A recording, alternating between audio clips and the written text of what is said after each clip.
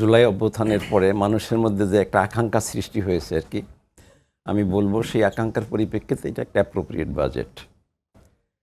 যদিও এটার আকার বড়, তবুও উচ্চ আকাঙ্ক্ষা থাকা ভালো।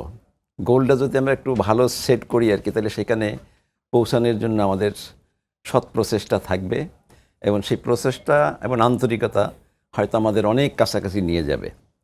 তো এই বাজেট বাংলাদেশের জনকল্যাণে অত্যন্ত গুরুত্বপূর্ণ ভূমিকা পালন করবে। তবে এখানে একটা কথা আমি বলতে চাই আর কি, যে অতীতে বাজেটগুলোতে আমরা যেটা দেখেছি আর কি, যে সেখানে সিস্টেম লস ছিল একটা বড় ধরনের। সেই সিস্টেম লসটা অবশ্যই আমাদের নিয়ন্ত্রণ করার প্রয়োজনীয় পদক্ষেপ গ্রহণ করতে হবে। যদি বাজেটের আকার বৃদ্ধির সাথে সাথে সিস্টেম লসও বেড়ে যায়, তাহলে সেক্ষেত্রে জনগণের প্রত্যাশিত ফলে আকাঙ্ক্ষায় পৌঁছানোর ক্ষেত্রে আমার মনে হয় যে আমাদের কঠিন হবে। তো এই সিস্টেম লসটাও আমাদের নিয়ন্ত্রণ করা দরকার।